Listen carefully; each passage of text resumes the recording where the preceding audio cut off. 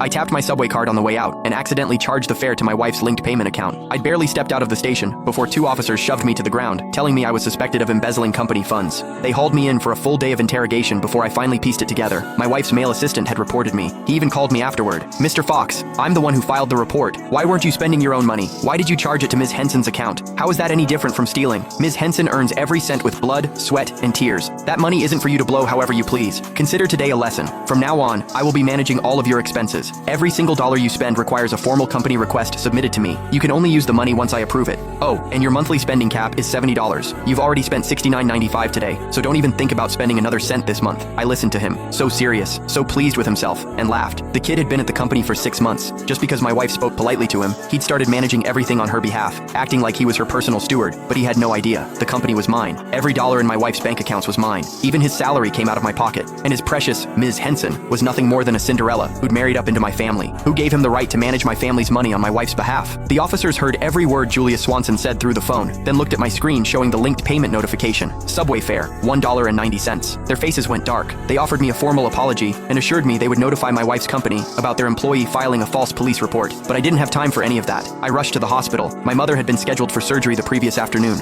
She needed my signature. I never expected to get dragged away the second I stepped off the subway. A full day and night lost. I didn't dare imagine how much her condition might have deteriorated. I burst through the hospital doors and nearly collided with the doctors, who grabbed me by the arms. "Hurry, Mr. Fox, sign now so we can prep for surgery." I signed as fast as my hand could move, then ran to the billing counter. I handed over every bank card in my wallet. The nurse slid them all back across the counter. "Mr. Fox, there's nothing in any of these accounts." My blood went cold. "That's impossible. These cards have tens of millions between them at the very least. How can there be nothing left?" Julia Swanson's words from earlier flashed through my mind, and it hit me. He must have transferred every last cent out of my accounts. I pulled out my phone and called my wife. A few rings, then the line connected. "Honey, But instead of her voice, Julia Swanson's impatient tone cut through the speaker. "Mr. Fox, are you serious right now? Give it a rest. So your spending got restricted. Is that really worth running to tattle about? Let me save you the trouble. Complaining won't change anything. Ms. Henson personally told me to rein you in." I swallowed the anger clawing up my throat. There was no time to argue with him. I got straight to the point. "I'm at the hospital. I need money. Transfer my funds back. Now. Or put my wife on the phone. I need to speak with her." His voice came back through the line, dripping with self-importance. "Ms. Henson is busy. She doesn't have time for your little problems. She's given me full authority to handle this. You need money? Sure. Do what I told you. Submit a formal company request.